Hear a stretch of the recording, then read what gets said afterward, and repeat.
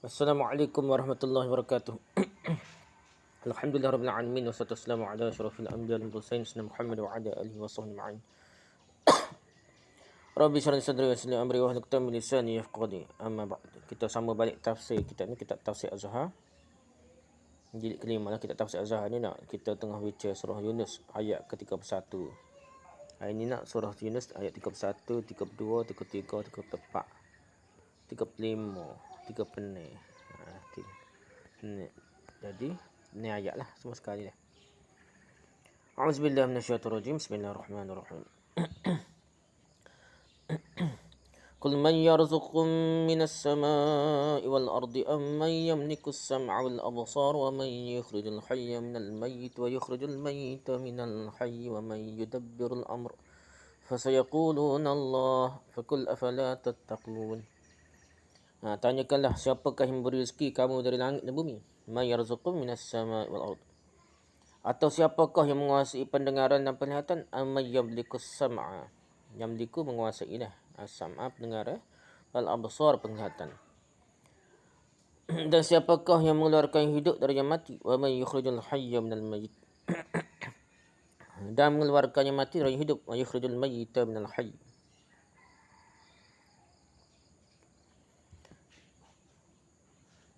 Wa may yudabbirul amra. Dan siapakah yang mengatur urusan itu?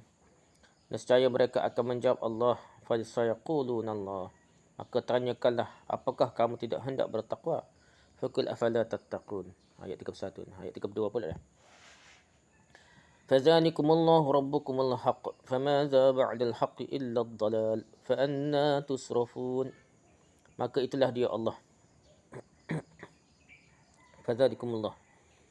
Tuhan kami sebenarnya rabbukumul haqq. Maka apakah lagi yang sudah kebenaran kalau bukan kesesatan? Famadza ba'dal haqqi illa ad-dhalal. Lepas benar sesat lagi dah. Sesat tu banyaklah. Kebenaran salah dah. Fa anna tusrafun, ke mana lagi kamu akan dipalingkan? Ayat 32. Ayat 33 pula. Kadzalika haqqat kalimatu rabbika 'alal ladzina fasaqu annahum la yu'minun. Demikianlah telah berlaku kalimah Tuhan engkau atas orang-orang yang fasik, iaitu bahawasanya mereka tidaklah mahu percaya. Haqqat kalimat tu telah berlaku, telah tetap dah berlaku kalimat Tuhan engkau atas orang fasik. Annahum la yu'minun, mereka tidaklah mahu percaya. Ayat 33, 34 pula. Qul hal min syurakaikum man yabda'ul khalqa thumma yu'iduh. Qulillahu yabda'ul khalqa thumma yu'iduh. Fa anna tu'fakun. Tanyakanlah, kul katakanlah atau pertanyakanlah, hal min syurakaikum, adakah dari sekutu-sekutu kamu itu, may yabda'ul khalq, yang dapat memulai menjadikan makhluk. So yabda'ul khalq, yang mula menjadikan makhluk. Summa yu'iduh, kemudian itu mengembalikannya. Kulillah, katakanlah Allah. Kulillah yabda'ul khalq, katakanlah Allah yang memulai menjadikan makhluk. Summa yu'iduh, kemudian itu mengembalikannya. Kalau mati hancur binasa pun bangkit semulanya, Allah berlaku boleh buat. Fa anna tu'fakun, maka ke manakah kamu hendak dibelokkan? Tu'fakun, dibelokkan. Ayat 35. Qul hal min syurakaikum man yahdi ilal haqqi qulillahu yahdi lil haqqi. Qulillahu yahdi lil haqq. Faman yahdi ilal haqqi ahaqqu an yuttaba'a man la yahdi illa an yuhda. Fama lakum kaifa tahkumun. Kul, katakanlah atau bertanyakanlah. Hal min syurakaikum, adakah dari antara sekutu-sekutu kamu? Tok wali, tok guru, tok alim ni. Orang soleh, nabi-nabi. Kamu itu yang memberi petunjuk pada kebenaran. Man yahdi ilal haqq. Katakanlah, qulillah yahdi lil haqq. Katakanlah Allah yang memberi petunjuk kepada kebenaran. Bukan tok wali hak mati, hak hidup tu boleh lagi lah, ajar-ajar lebih kurang dah. Tapi tetap memberi hidayah petunjuknya Allah juga dah. Katakanlah Allah yang memberi petunjuk kepada kebenaran, maka yang memberi petunjuk kepada kebenaran itukah yang lebih berhak diikuti. Afaman yahdi ilal haqqi ahaqqu ayyuttaba'. Adakah orang yang boleh tunjuk hidayah petunjuk kepada kebenaran itu berhak untuk ayyuttaba', berhak diikuti? Ataukah yang tidak boleh memberi petunjuk kecuali bahawa ditunjuki? amman la yahdi illa ayyuhdala. Ataukah yang tidak boleh memberi petunjuk kecuali bahawa ditunjuki dia ditunjuki dah. Baru boleh hidayah. Bagaimanakah kamu ini, betapa kamu mengambil keputusan? Fama lakum kaifa tahkumun? Bagaimana mu buat keputusan? Ni ambil hukum ni, ambil buat keputusan ni. Ambil ke guna otak kau ni buat keputusan ni. Asal kau tak guru gak betul belaka dah ngerti tebek kau si karut kau si pun. Tok guru dah adalah hujah dia dah. Sedangkan ada masa-masa tok guru tak ada hujah. Dah. Dekat ada dia pun manusia tu. Ada masa berok kecing, ada masa tersilap. Kita tidur, pening macam-macam manusia dah. Tapi dengan tidak tahu hujah pun terima belaka tok guru. Ini masalah ni. Ayat ke-36 dah. Amma yattabi'u aktsaruhum illa zanna inna zanna la yughni minal haqqi syai'a innallaha 'alimun bima yaf'alun. Dan tidaklah mengikuti kebanyakan mereka itu. Amma yattabi'u aktsaruhum illa zanna, malaikat kepada sangka sahaja dah. Sesungguhnya sangka-sangka tidaklah dapat mengetahui kebenaran sedikit pun. Inna zanna la yughni minal haqqi syai'a. Kesangka-sangka ni benda-benda anggap sial lah gapo dah. Dah tangkal lah gapo, sebenarnya tu masalah sangka-sangka dah. Benda yang tidak ada dalil, tidak ada panduan, melainkan panduan tak bomo dah. Yang dipanggil ustaz tu. Ni masalah juga. Hadis dipanggil zon ni. Sedangkan zon dalam perbahasan hadis tu dia ada istilah khusus. Dia tidak semesti maksudnya sangka saja dah. Ya apabila dijadikan istilah syarak, istilah khusus, dia tidak sama dengan maksud asal ni. Macam solat ni maksud doa. Nah, ketika semaya kita solat ni bukan maksud doa saja, dia ada syarat-syarat, ada cara tertentu dah. Jadi zon tu tidak dapat mengetahui kebenaran sedikit pun. Jadi kalau udud hujah dengan zon sangka itu boleh betul sama, ataupun dengan apa, dengan kebenaran yang ada hujah, dengan kitab, dengan fakta, dengan apa, nak pakai hak mana dah. Al-Quran sunnah ada dah. Ni ada hadis yang terai dah, Nabi buat kau ni, tidak betul guru hak kok kiri. Tak faham pun kena ikut dah. Tak faham pun kena ikut tu bahaya dah. Tahu aku dulu tak ada ni pakai ikut ni, cari pasal dah. Ada sahabat tu Nabi suruh taat pada satu pemimpin yang diangkat oleh Nabi sendiri. Tiba dia nak uji tu, dia marah ke apa, dia suruh terjun dalam api dah. Dia suruh orang pengikut dia tu, orang bawah dia suruh terjun dalam api. Dan mereka ragu-ragu. Mula ada nak tu, dia lepas kata tunggu dulu. Betul kau ni nak tanya Nabi dah. Lepas tanya Nabi kata kalau mau terjun masuk neraka sungguh dah. Benda-benda hak Nabi kata dah ni, sahabat ni, dia pemimpin mungkin dia taat dah. Tapi kerana taat tu dalam perkara maksiat ataupun tidak jelas, jadi tak boleh ikut. Gitu dah. Tak jelas tak boleh ikut. Sesungguhnya Allah Maha tahu apa yang mereka perbuat. Innallaha alimun bima yaf'alun. Beginilah cara Al-Quran sesudah memberi ingat kejayaan di syurga kelak dan kengerian hukum neraka kalau manusia tidak mahu menuruti ajaran yang benar, maka diajaklah manusia itu kembali mempergunakan fikiran dan merenung, guna otak, guna fikiran untuk merenung. Tanyakanlah siapakah yang memberi rezeki kamu dari langit dan bumi. Pangkal awal-awal ayat 31 lah. Artinya tanyalah kepada musyrikin itu, wahai utusanku, iaitu musyrikin yang selalu berkeras kepala, tidak mahu menerima seruan itu, seruan dakwah kebenaran itu, dan masih saja memuja-muja yang selain daripada Allah. Tanyakanlah pada mereka, dari siapakah datangnya rezeki kamu yang turun dari langit? Iaitu hujan yang menjadi sumber dari segala kehidupan yang ada di bumi ini. Hujan yang membawa air untuk menyuburkan tumbuh-tumbuhan, binatang ternak, dan untuk kamu minum sendiri yang menjadi pokok pangkal segala rezeki di bumi. Rezeki langit bertali dengan rezeki bumi. Kalau hujan tak turun, tanaman akan kering dan ternakan akan matilah. Terlambat saja turunnya, semua sudah kekeringan. Hujan tak turun sikit, lama sikit kan? Sudah lah. Tanyakanlah kepada mereka dan suruhlah mereka berfikir yang sesungguh-sungguhnya. Siapakah ataukah adakah kekuasaan yang lain yang menurunkan rezeki itu? Atau kalau dia terlambat, adakah kekuasaan yang berkuasa mempercepatkan rezeki itu dah? Tak boleh berlaku dah. Semua tu adalah di atas kehendak perintah Allah SWT berlaku. Atau siapakah yang menguasai pendengaran dan penglihatan? Setelah mereka disuruh menjawab siapakah yang menurunkan rezeki dari langit dan mengatur rezeki di bumi, iaitu yang di luar dari badan diri mereka sendiri. Tanyakanlah pula tentang yang ada dalam diri mereka, iaitu pendengaran dan penglihatan mereka. Kekuasaan manakah yang telah menganugerahkan sehingga kamu boleh mendengar dan boleh melihat? Siapa hak lebih kuasa melihat? Jadi setiap benda ni lah naik dah. Kita boleh tahu setakat mana boleh nampak dah. Ada tu ada pelik dia warna putih dah, hotel warna putih. Dia boleh tengok 1.9 km dengan antara jelas ni. Penglihatan ni apa hak boleh nampak jauh, hak boleh nampak dekat. Macam-macam lah. Bikinan buatan kamu lah bikinan ni. Buatan kamu sendirikah pendengaran dan penglihatan itu kita buat sendiri kah? Telinga mata kita ni boleh nampak setahun ni. Ada hak lemah sikit pakai spek. Tak payah pakai spek. Ada hak boleh tengok jauh. Ada hak berdekat macam-macam lah.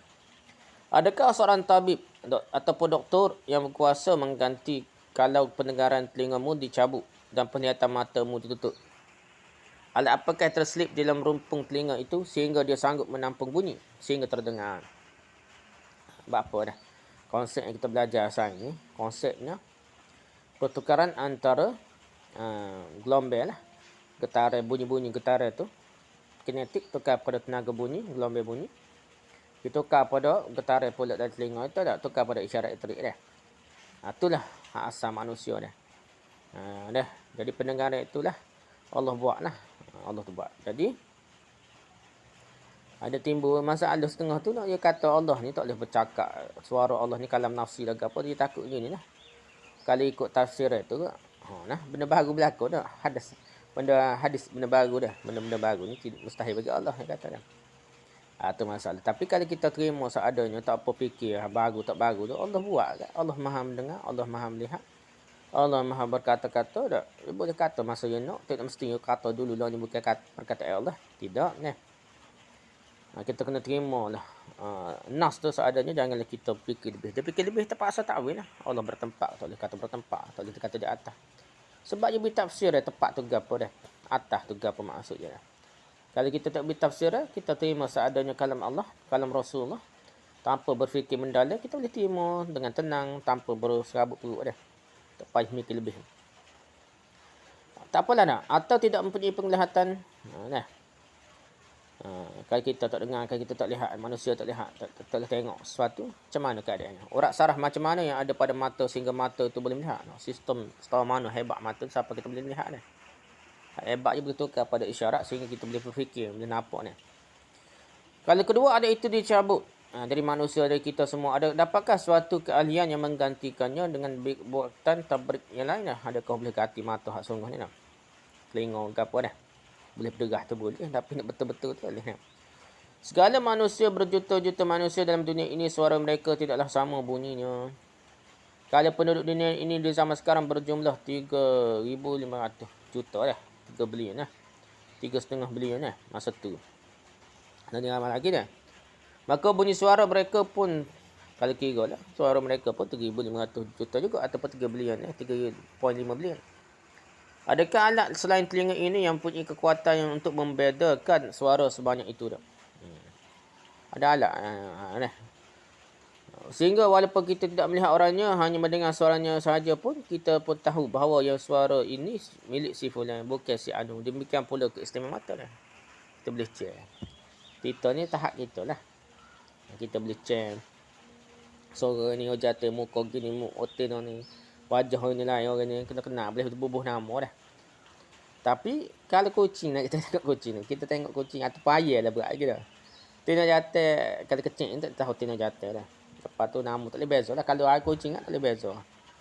Kalau dia tak boleh nak cek, tengok kita tahu tina jatuh dah. Lepas tu, macam-macam lah. Jadi kalau beza pun warna je kalau kita boleh cek. Jadi itulah. Kita ni, sama-sama kita ni boleh cek dah. Kalau benda-benda lain, tak boleh nak cek lah kita. Orang yang pecah matanya sebelah dapat dicarikan gantinya kah? Iaitu kacamata dah. Ya, dan serupa benar dengan mata yang hilang itu, tetapi tidak boleh melihat. Tidak ada kepada manusia mengisi mata kaca itu dengan saraf penglihatan, sehingga mata palsu itu menjadi nyata pula oleh mata orang lain. Kata gitulah. Doktor sekarang sudah pandai memindahkan kulit ari mata orang yang telah mati kepada mata orang yang masih hidup, yang setengah buta. Sebab kalau seorang meninggal dunia, kulit ari mata itu masih boleh melihat lagi dah. Cuma itu kepandaian ahli yang itu memindahkan barang yang telah ada sebenarnya dah, bukan menciptakan barang baru. Maka tanyakanlah kepada musyrik yang keras kepala itu, siapakah yang menguasai pendengaran dan penglihatan itu? Alangkah hebatnya pendengaran sehingga dia dapat memperbezakan bunyi dekat dengan bunyi yang jauh, bunyi nyaring dan bunyi yang badak nah. Kemudian tanyakan pula lah, dan siapakah yang mengeluarkannya hidup dari yang mati dan mengeluarkannya mati dari yang hidup? Siapakah yang mengeluarkan rupuk yang hidup dari bumi yang mati?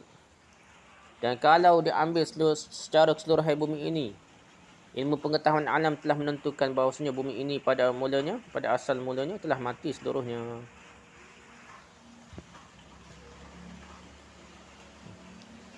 Seluruhnya adalah pecahan dari matahari dalam keadaan terbakar. Api yang bernyala berjuta-juta tahun lamanya. Matahari tu berjuta-juta tahun lamanya terbakar dah. Dia gabungnya antara hidrogen menghasilkan helium dah. Dipanggil pelakuran nuklear dah. Itu gabungnya lah. Maka kemudian dari bumi yang mati dan penuh kematian itu beransur-ansurlah tumbuhan hidup. Kata ahli itu ialah protoplasma mula-mula yang terdapat pada lumutnya. Sudahlah terang bahawa ketika ayat ini turun, musyrikin Quraisy belum mempunyai pengetahuan ilmu hayat. Ilmu biologi lah kita kata lah ni. Semaju sekarang lah. Bahkan Nabi kita sendiri Muhammad SAW bukan pula orang sekolahan. Malahan ummi dah. Tapi Nabi Ummi tu ada bahawa nama dia. Ummi tu dengan maksud tak boleh baca kau, Ummi tu Ummul Qura ni. Tak apalah ni. Adakah Nabi ulama besar sebenarnya termasuk Ibn Hajar Asqalani kata Nabi boleh baca dah selepas Iqra bismi rabbikal ladzi khalaq. Sebelum tu jangan Nabi tak boleh baca dah. Ramah dah ulama dah, tapi kita tak sehu dah. Ulama besar yang kata pendapat kata Nabi boleh baca dah setelah Iqra bismi rabbikal ladzi khalaq. Tu ayat Quran tu. Surah itu automatik jadi boleh baca. Sebelum tu memang Nabi tak boleh baca. Nabi Ummi tu bukan maksud tak boleh baca. Nabi Ummi tu Nabi pada Ummul Qura dia, Mekah. Tu satu perbahasan ulama. Sebenarnya sehu di kalangan ulama muktabar besar, tapi tak sehu di kalangan ulama kebiasaan masyarakat lah. Tetapi ayat yang beliau terima ni, Nabi ni terima dan sampai ke ini adalah untuk terus menerus. Ayat Quran gapo ni akhir zaman pun boleh guna dah. Dan pendidikan mutakhir membuka lagi rahsia ayat ini lebih luas dan lebih mendalam. Kehidupan dikeluarkan dari mati. Segala isi bumi, binatang, tumbuh-tumbuhan, manusia semuanya hidup tetapi timbul dari bumi yang mati. Dan yang mati pun keluar dari yang hidup. Ahli ilmu hayat, ilmu biologi lah pun menyatakan bahawasanya dari badan manusia yang hidup ini selalu keluarnya mati. Dalam tubuh manusia ini selalu terdapat berjuta-juta hidup dalam satu hidup. Berjuta-juta hidup itu pun datang waktunya mati, maka keluarlah dia dari badan hidup ini dibawa oleh peluh dan keringat. Setelah keluarnya mati itu, sementara itu juga berganti lagi dengan hidup yang baru. Kononnya setiap waktu badan kita ini seluruhnya adalah kedatangan berganti-gantian dari yang hidup dan yang mati. Dia panggil kitar lah, tak kitar kabung, kitar gapo dah. Kemudian tergabunglah semuanya itu kepada satu, iaitu bahawa seluruhnya yang ada ini, baik dalam keadaan hidup atau dalam keadaan mati, adalah datang dari satu sumber kehidupan. Dan salah satu daripada asma'nya nama-nama Allah ni iaitu ialah Hayyun ataupun Al-Hayat, erti hidup. Tertanyakanlah jugalah oleh engkau wahai utusanku, dan siapakah yang mengatur urusan itu? Mengatur ialah sesudah menjadikannya, lepas jadi kena atur pula ni. Takbir urus ni. Rezeki dijadikan Tuhan dan diaturkannya. Hidup dan mati dijadikan Tuhan dan diaturkannya. Dia bukan semata-mata menjadikan saja. Tuhan ni bukan buat kita jadi saja dah. Dan bukan semata-mata mempunyai uluhiyah saja, melainkan mempunyai pula rububiyah. Dia tu mengatur mengurus dah. Dia pencipta dan dia pengatur pentadbir. Dia tadi kita ambil tentang keluar yang hidup dari yang mati dan yang mati dari yang hidup dengan menukik sekelumit kecil ilmu alam lah. Kita ambil ilmu sains, ilmu biologi ke sikit-sikit dah. Tapi dalam beberapa tafsir yang terkenal ada disebutkan bahawa erti keluarnya yang hidup dari yang mati dan sebaliknya itu pula ada pula mengandungi makna yang lain. Iaitu sebagai keluarga orang beriman yang bererti hidup dari keturunan orang kafir yang bererti mati. Ini tafsir dia lah. Atau keluarnya orang alim berpengetahuan tinggi dari keturunan ayah yang bodoh. Atau lahirnya orang yang beriman dan taat dari keturunan orang yang durjana. Dan sebaliknya. Ini salah satu tafsir dia. Ini ialah kita kata perlu pada tafsir ulama lah. Kita boleh tafsir diri hak ni. Hak ni kalau kita sandar pada ulama ni. Hak lebih mendalam hak pengajar umum tu boleh lah ni. Tafsiran sebegini pun terdapat dari Al-Hasan Basri dan Sa'id bin Mansur. Ia diriwayatkan oleh Ibnu Jarir dan Abu Syekh. Dan ada juga tafsir sedemikian didapati dari sahabat Rasulullah SAW sendiri, iaitu Abdullah bin Mas'ud. Ada hak lebih tinggi lah. Tak dia tabi'in. Ini siapa kepada Ibnu Mas'ud, sahabat Nabi radhiyallahu anhu. Tapi tidak berlawanan di antara kedua penafsiran tersebut kerana kedua-duanya masih benar dan tidak bertentangan lah. Tafsir pertama yang kita ambil ialah melihat kenyataan alam. Dan tafsir yang maksur dari tabi'in dan sahabat itu adalah mengenai hidup dan mati maknawi. Atau secara perlambangan. Itu makna maknawi lah. Kalau kita terima pun sekadar riwayat tu lah. Lebih-lebih bahaya sikit . Maka kalau engkau tanyakan pada musyrikin itu, siapakah yang mengatur semuanya itu? Ditanyakan segala hal itu dari hati ke hati. Nescaya mereka akan menjawab. Artinya kalau sudah ditanyakan begitu, mereka tidak akan dapat menjawab yang lain. Mereka tidak akan menjawab bahawa yang menjadikan semuanya itu menurunkan rezeki, mengatur sampai telinga dapat mendengar dan mata dapat melihat.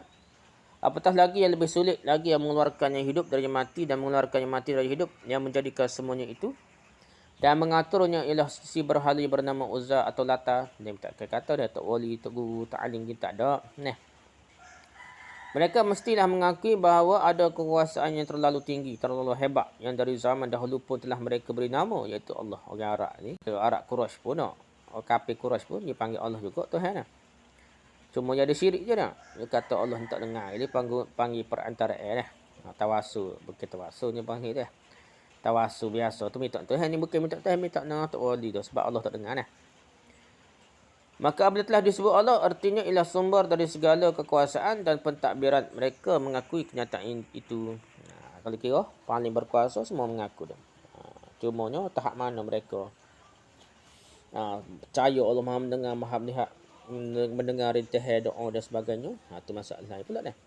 Sekadar yang paling berkuasa tetap mereka kata Allah. Setelah mereka jawab demikian dan tidak mungkin mereka menjawab lain dari yang demikian, maka tanyakanlah lagi, apakah kamu tidak hendak bertakwa? Hujung ayat 31. Artinya, kalau sudah kamu jawab sedemikian, semua karun yang Allah buat dakwa dah. Rezeki, memakan, minum, makan, hidup kita boleh boleh melihat gapo ni Allah belaka beri. Bahasanya hanyalah Allah yang mencipta dan mengatur semuanya itu sehingga kamu dapat hidup dalam dunia ini. Mengapakah tidak kamu jaga apa yang patut kamu perbuat untuk menuntut redha Allah SWT, dan apa yang patut kamu jauhi untuk menghindarkan daripada murka Allah SWT. Apa? Tu lagi tu dah. Di sini tepatlah jika takwa diartikan takut. Apakah kamu tidak merasa takut? Kamu telah mengakui diri dari hati sendiri. Memang Allah yang menciptakan dan mengatur. Pengakuanmu itu adalah benar. Tidak salah lagi. Jawapanmu pun telah tepat. Sebab dalam jawapanmu telah ternyata bahawa segala yang kamu sembah selain daripada Allah itu bukanlah Tuhan. Maka itulah dia Allah Tuhan yang kamu yang sebenarnya. Pangkat ayat 32. Artinya ialah kalau memang kamu telah mengakui bahawa yang menjadikan, mencipta dan mengaturnya ialah Allah SWT, maka dialah yang patut kamu sembah. Jangan kamu hanya mengakui Allah menjadikan sesuatu sebagai ilah, tapi dengan sendirinya hanya dia pula yang patut kamu sembah dan puja dan ibadati sebagai Rabbun. Kalau kamu telah mengakui tidak ada yang menjadikan segala sesuatu kecuali Allah, maka tidaklah benar kalau ada lagi yang lain yang kamu sembah selain sebagai Tuhan.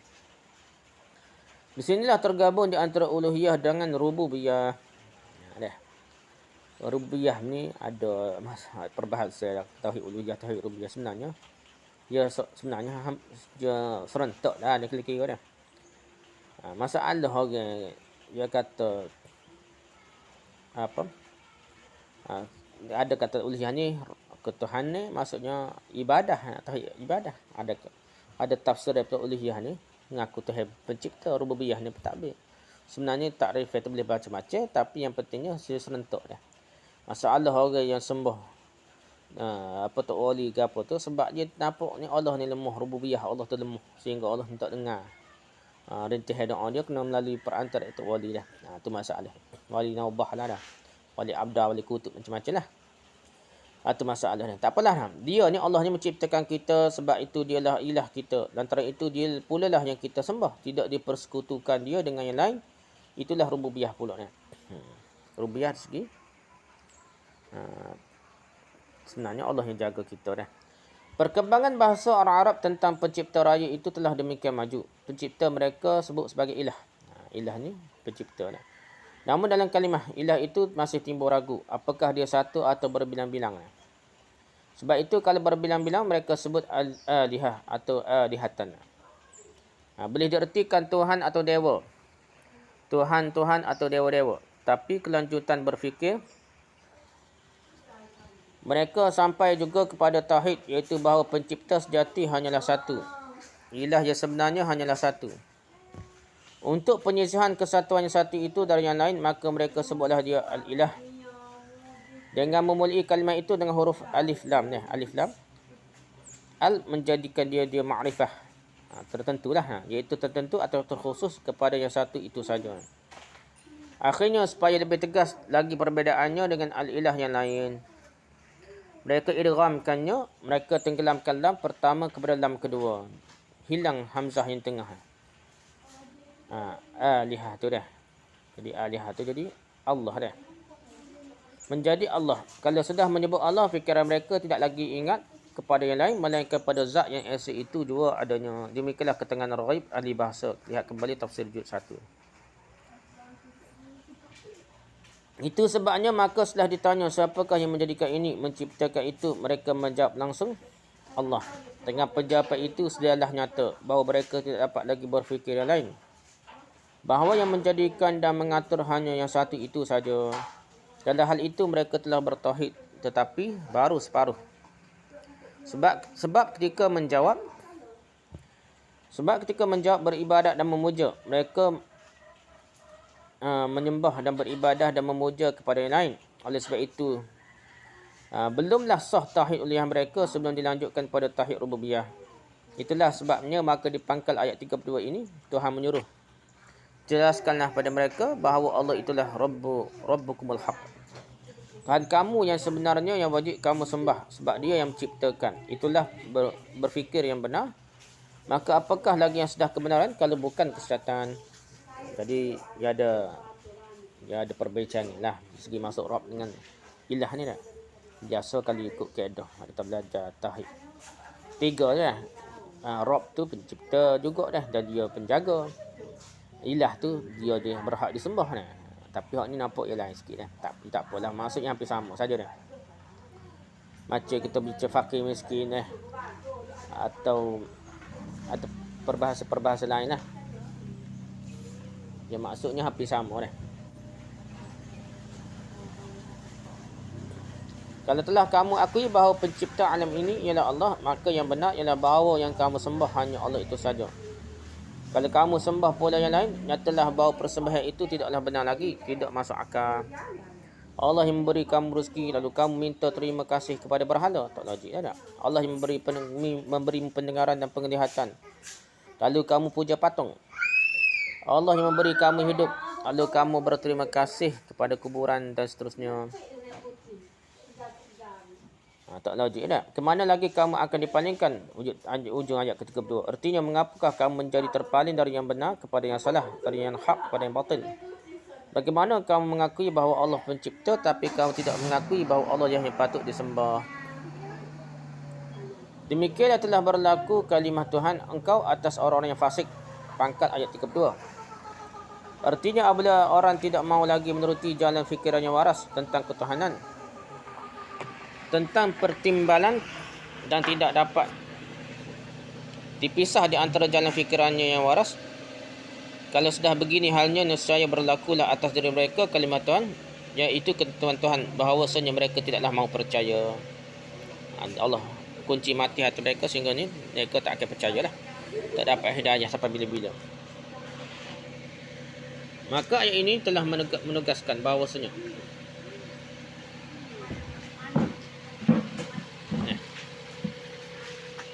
maka ayat ini telah menegaskan bahawasanya sudah menjadi kalimah Tuhan atau ketentuan yang wajar dari Tuhan, bahawasanya orang yang fasik tidaklah mahu diajak beriman. Kerana fasik artinya ialah tidak mahu beriman. Tak mahu beriman dah. Apa dah? Ialah tersebab mereka tidak mahu mengakui hak Allah sendiri buat disembah. Dimisalkan seorang berjasa pada kita, kalau kita berterima kasih pada orang lain, orang ditolongnya orang lain dah. Tiba-tiba kita terima kasih pada orang lain dah.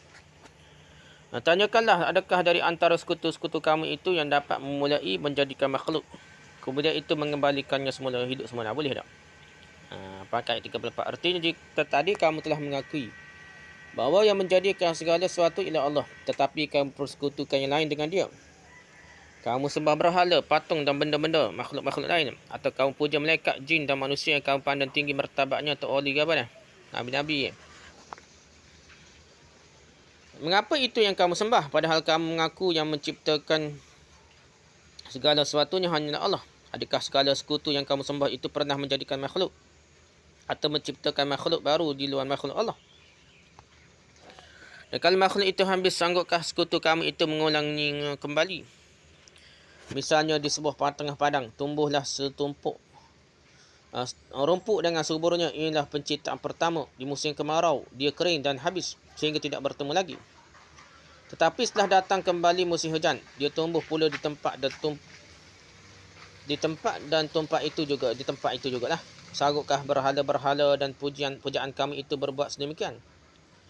Pernahkah Silatan atau Uzad atau Manata di zaman jahiliyah mencipta rumput lain yang bukan dari Allah? Katakanlah Allah lah yang memulai menjadikan makhluk, kemudian itu mengembalikannya semula. Di sinilah tersimpan balaghah yang mendalam dalam susunan ayat. Balaghah ni ayat bunga lah kata-kata ni. Iaitu meskipun pada pertanyaan pertama dengan langsung mereka telah menjawab bahawa yang menjadikan segala sesuatu itu ialah Allah, maka setelah datang pertanyaan yang kedua, nescaya mereka tidak dapat menjawabnya langsung lagi. Sebab mereka telah salah sebab menyembah kepada yang lain, tegasnya perbuatan mereka menyembah yang lain itu berlawanan dengan pengakuan pertama bahawa yang menjadikan segala sesuatu iaitu ialah Allah. Maka oleh sebab mereka termenung atau gugup sebab perbuatan telah berbeza dengan pengakuan mereka, mereka pun terdiam. Maka datanglah sabda Tuhan kepada Rasulnya, supaya beliau sendiri mengatakan bahawa Allah lah yang memulai kejadian segala makhluk dan mengembalikannya semula. Dengan jawapan demikian terlepaslah perbahasan dari jalannya buntu. Dan secara mereka mesti mengakui kebenaran itu. Maka datanglah pertanyaan selanjutnya, maka kemanakah kamu hendak dibelokkan? Hujung ayat ke-34.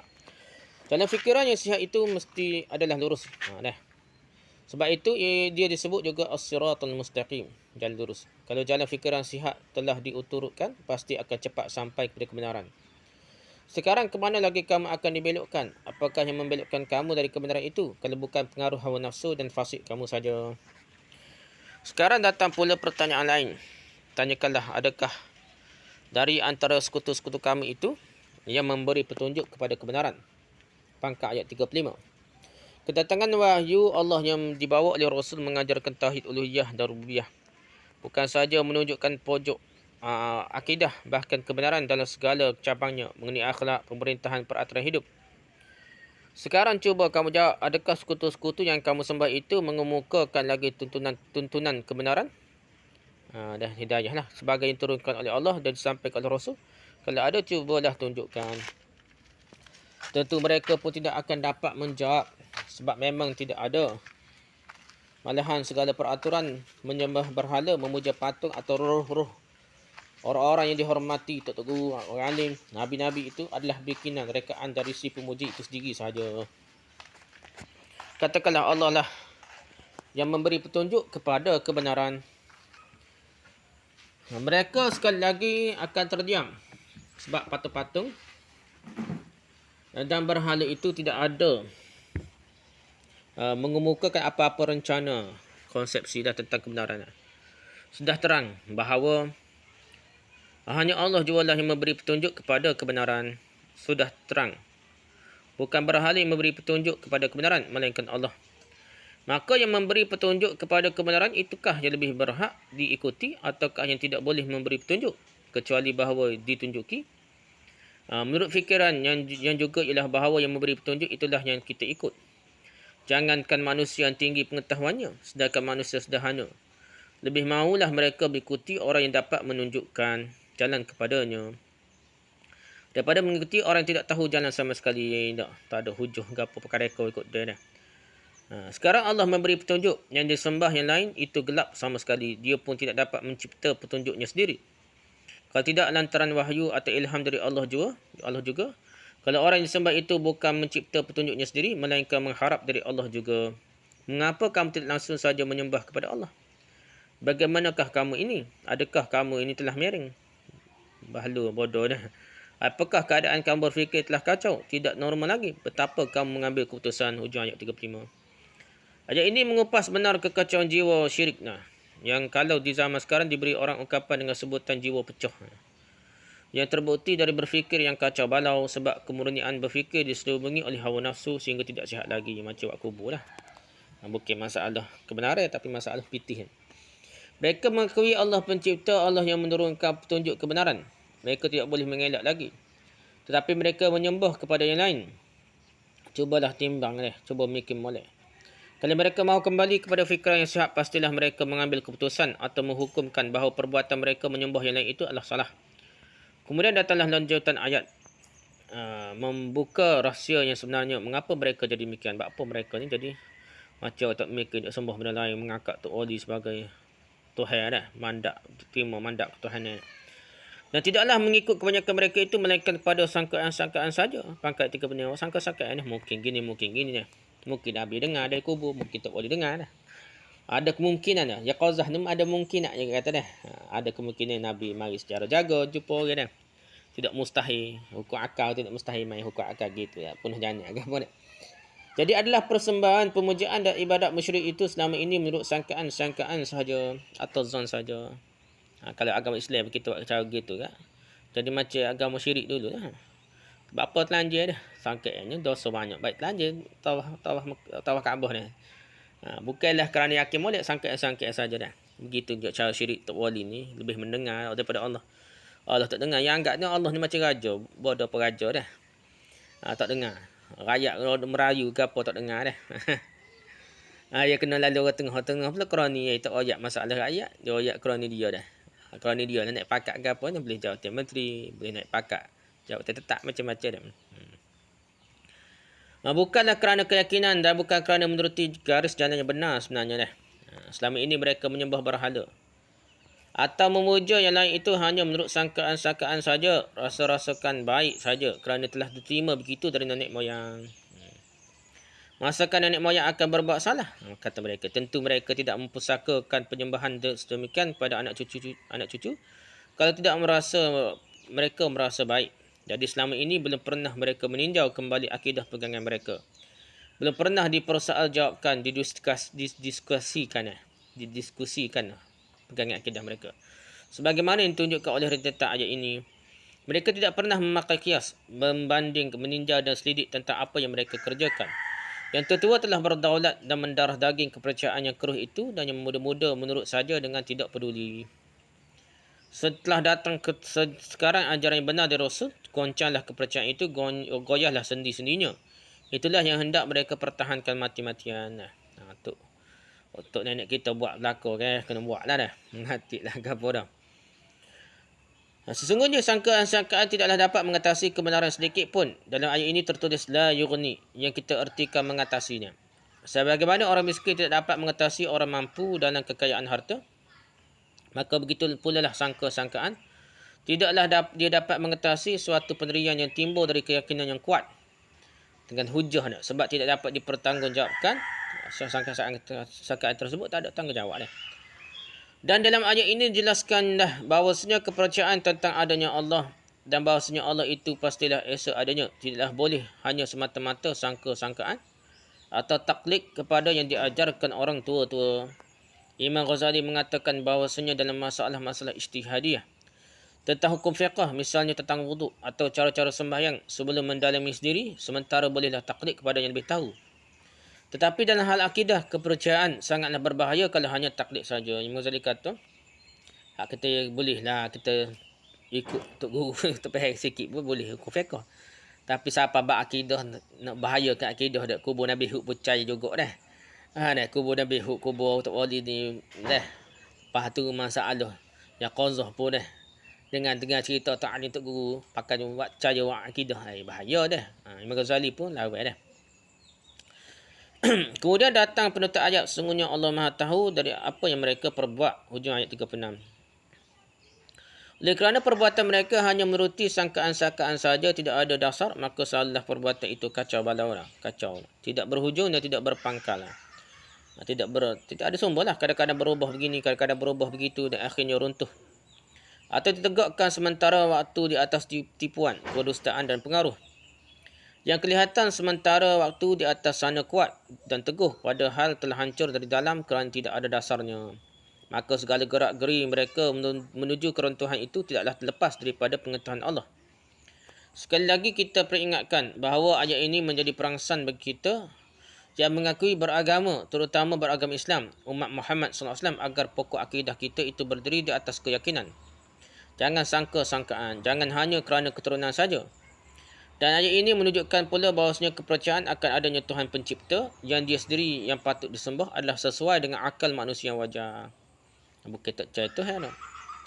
Memang keadaan dia, fitrah manusia akan merasa ada satu kuasa yang sangat hebat yang mengatur alam ini. Tidaklah suatu wahyu turun menerangkan adanya Allah yang tidak sesuai dengan akal manusia. Diadakan persediaan akal dalam jiwa manusia, kerana dalam akal itulah manusia akan menyambut datangnya wahyu. Orang yang memikul nama Islam tetapi akidah agamanya bukan soal jawab dialog akal. Tidak memikirlah, tidak teruji dengan dialog akal. Bahawa sebagai dicantumkan pada ayat tadi, orang yang seperti itu kerana agamanya hanya sangkaan-sangkaan saja, mereka lah yang kerap kali terperosok jadi orang fasik. Atau menjadi etis atau komunis yang menolak segala kepercayaan akan adanya Tuhan. Sebab tak mikir molek dah. Sebab mereka membatas pandangan hanya sehingga benda materi saja, tidak mau menuruti jalan akal yang wajar, yang hendak meneruskan perjalanannya kepada yang di belakang benda dah. Benda zahir ni, benda roh, benda ghaib. Orang yang seperti ini adalah musyrik atau jahiliyah di zaman moden, iaitu orang yang fasik yang durhaka pada akalnya sendiri. Kerana mereka memaksa akalnya itu pulang dari tengah perjalanan, sehingga kerap kali terjadi perpecahan hebat dalam jiwa mereka sendiri. Kacau bilang. Sebenarnya tak percaya. Pasal rasa hati pun berasa benda baik dia. Lepas dia berasa tiba-tiba ada. Lepas ni mati jadi apa? Ya akan ada fikiran-fikiran kita tapi tak semikir lebih nak. Setengah daripada orang semacam ini diungkapkan oleh penyair Iqbal. Seketika dia menilai falsafah Nietzsche. Ini falsafah dah. Iman hatinya, kafir otaknya dah. Hatinya iman, kafir otaknya dah. Tak mikir malik dah. Allah alam, kita tangguh dulu dengan tasbih ghafar dan suratul asr. Subhanakallahumma wa bihamdika, subhanakallahumma wa bihamdika, subhanakallahumma wa bihamdika, asyhadu an la ilaha illa anta, astaghfiruka wa atubu ilaik. Assalamualaikum warahmatullahi wabarakatuh.